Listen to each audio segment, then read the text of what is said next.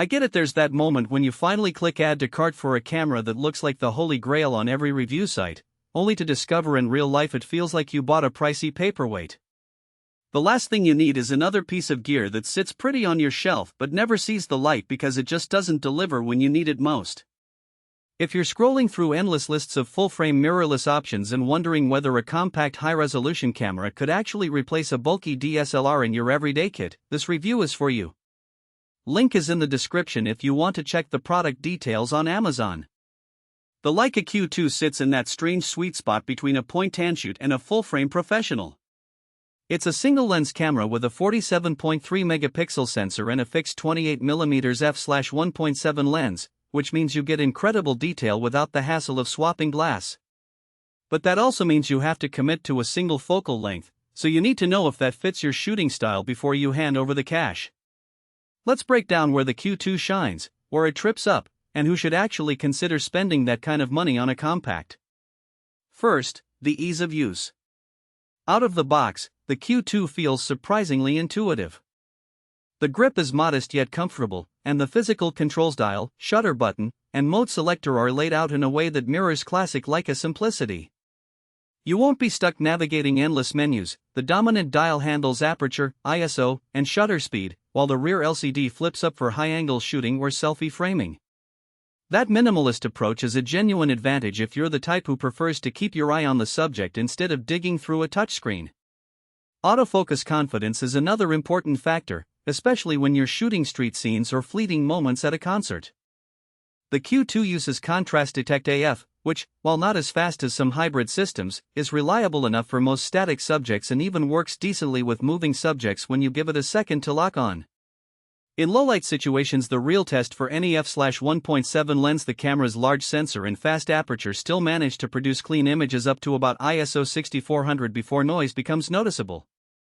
Unlike many compact cameras that become grainy after ISO 800, the Q2 lets you push a bit harder at a neighborhood bar or during a dusk landscape shoot, and you'll still retain detail. Stabilization is a bit of a mixed bag. The Q2 doesn't have in-body image stabilization (IBIS), so you're relying on the lens's optical stabilization, which is decent but not a game-changer. If you're shooting handheld in low light, you'll need to be mindful of shutter speed. Aim for at least a reciprocal of the focal length, so around 1/30th second at 28mm, to avoid motion blur.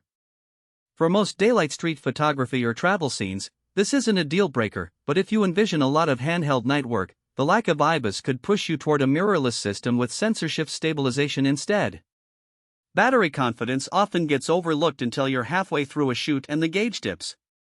The Q2 uses a rechargeable battery that gives you roughly 350 shots per charge, according to Leica's own tests. In practical terms, that's enough for a day of moderate shooting, but if you're planning a full-day event or a travel itinerary with limited recharging opportunities, carry a spare. The battery compartment is easy to open, and swapping the pack doesn't take more than a few seconds. Good news for anyone who's learned the hard way that a dead battery can ruin a shoot. Now let's talk about the lens ecosystem, or rather, the lack of it. Leica's Q-line is built around that single 28mm glass, and while it's an incredibly sharp, fast lens that can double as a landscape and street tool, you won't get a telephoto or macro capability without adding adapters and third-party lenses, which can introduce vignetting or degrade image quality. If you already own a collection of interchangeable lenses or you enjoy swapping focal lengths for portrait work, the Q2 might feel limiting.